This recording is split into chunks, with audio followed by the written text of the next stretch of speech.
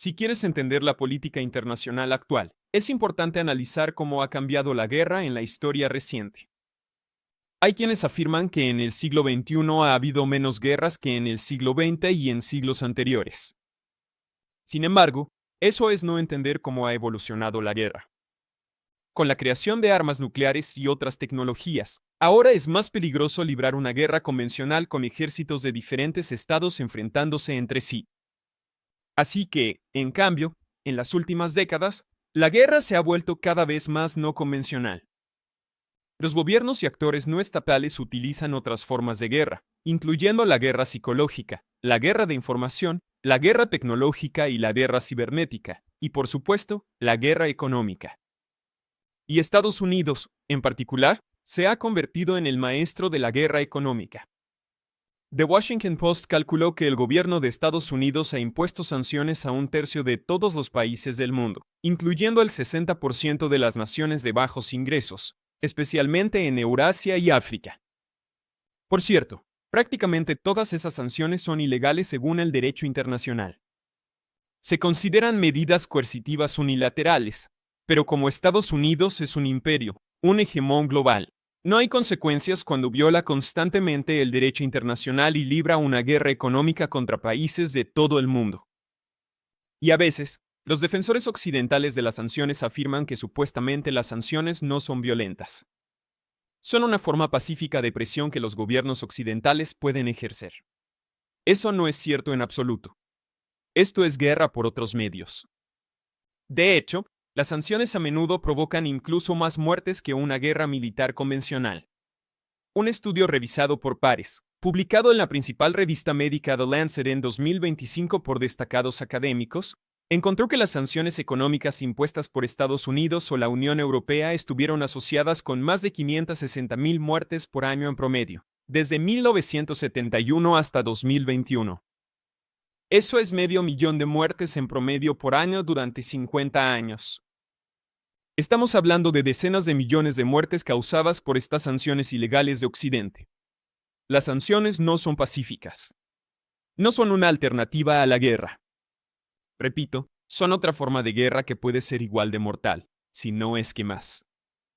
Y por supuesto, uno de los principales objetivos de esta agresiva guerra económica de Estados Unidos es Irán.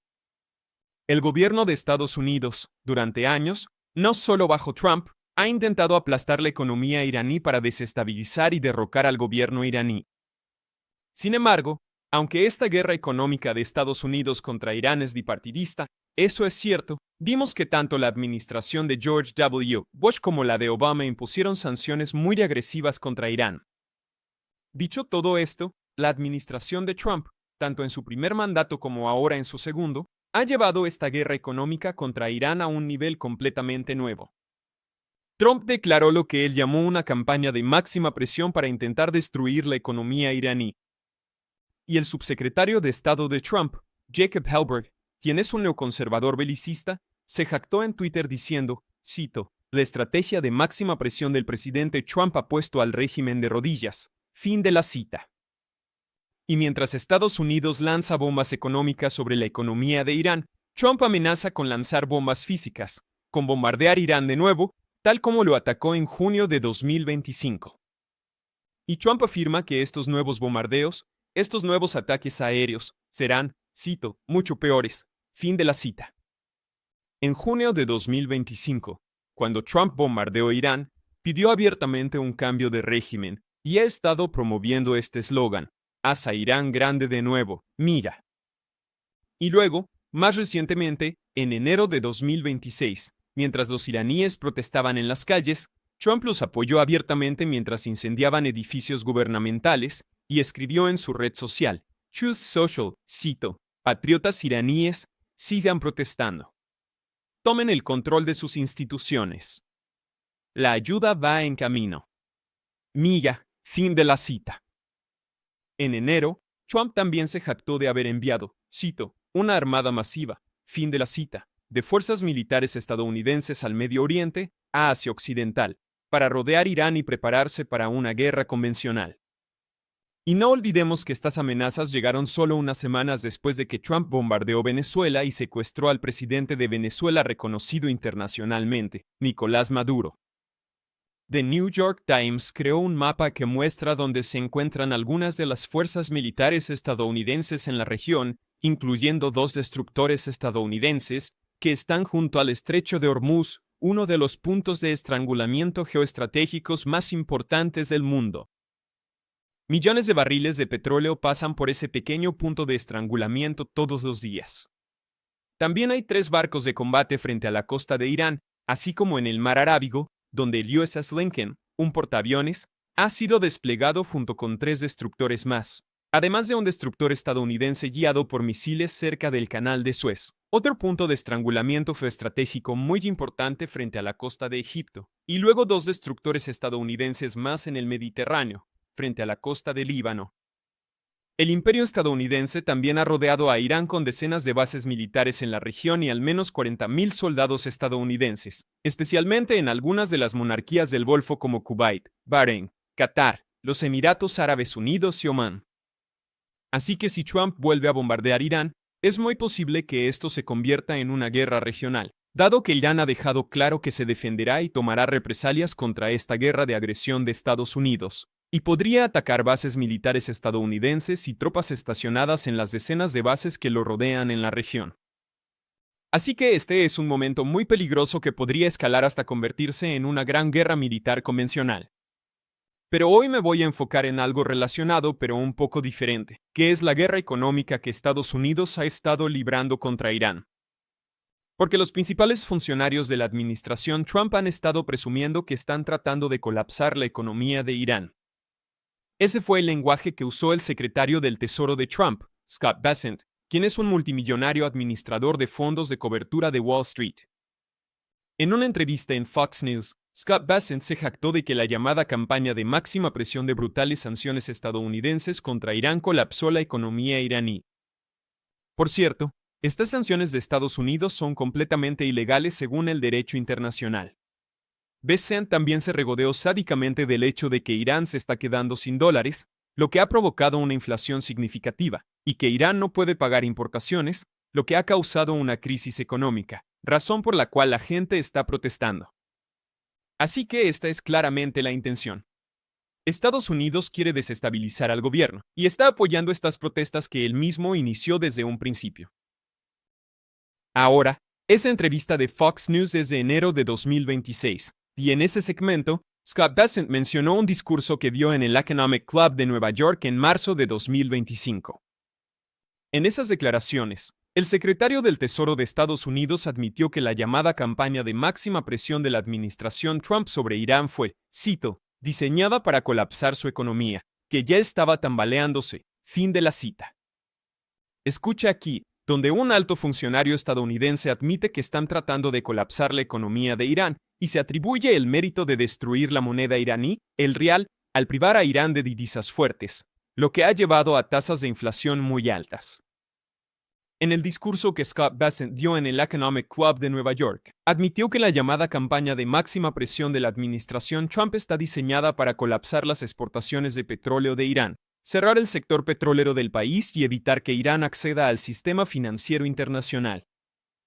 Y debido a que Estados Unidos está en el centro del sistema financiero internacional, y el dólar estadounidense es la moneda de reserva global, esto hace que las sanciones estadounidenses sean particularmente devastadoras, muy dolorosas, especialmente para los países pequeños y medianos. Ahora, hay países grandes, superpotencias como China y Rusia, que han demostrado que básicamente son demasiado grandes para ser sancionados, por así decirlo. Pero las sanciones estadounidenses a países más pequeños, relativamente, como Cuba, Venezuela e Irán, han sido sumamente destructivas porque estos países no son lo suficientemente grandes como para desarrollar su propia estructura financiera alternativa.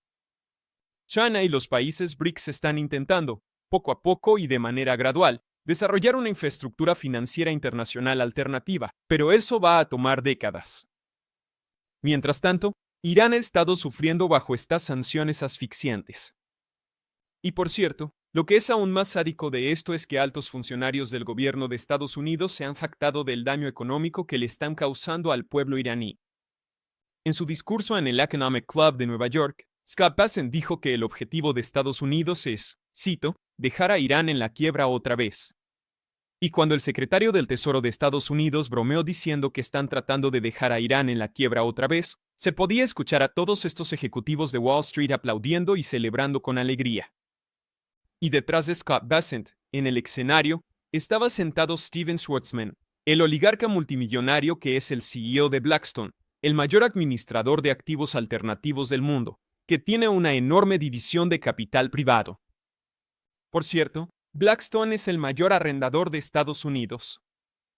Esta firma de Wall Street posee más de 300.000 unidades de vivienda en renta en Estados Unidos, y no es casualidad que este oligarca multimillonario, Steven Schwarzman, fuera uno de los principales financiadores de la campaña presidencial de Donald Trump.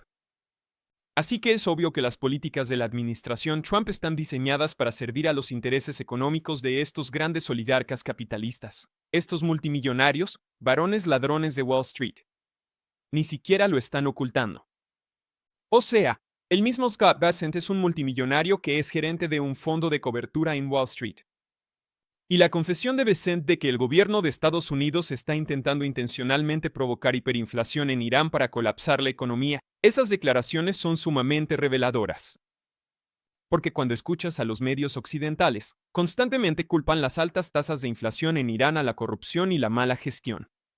Y obviamente, sí, hay corrupción en todos los países del mundo, incluyendo, por cierto, que hay muchísima corrupción en el gobierno de Estados Unidos, pero ese es un tema para otro video.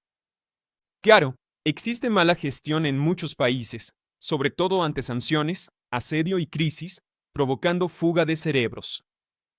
Así que muchos tecnócratas en Irán han emigrado. Se han ido del país médicos, ingenieros y científicos. Estas personas suelen irse del país. Problema común, la fuga de cerebros en el sur global.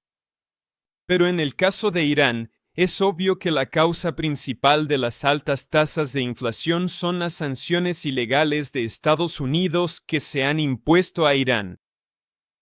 Si ves los datos recientes de inflación, es cierto que la inflación ha sido muy alta, de 40 a 50%. Pero lo interesante es que si retrocedes a 2016 y 17, hasta 2018, la inflación era relativamente baja. ¿Y por qué es eso? Es porque en 2015, Estados Unidos firmó el acuerdo nuclear con Irán y levantó las sanciones ilegales que había impuesto. Pero Trump retiró a su país del acuerdo en 2018, durante su primer mandato presidencial. Esto fue una violación flagrante del derecho internacional, porque el acuerdo nuclear con Irán había sido originalmente acordado por la administración de Barack Obama y los 5 miembros permanentes del Consejo de Seguridad de la ONU, además de Alemania y la Unión Europea. Estos países clave firmaron el acuerdo nuclear con Irán, y se legalizó con una resolución del Consejo de Seguridad. Y luego Trump llegó al poder en su primer mandato, y en 2018 rompió unilateralmente ese acuerdo e impuso sanciones ilegales a Irán. Y esto fue parte de la llamada campaña de máxima presión del imperio estadounidense para tratar de desestabilizar al gobierno iraní.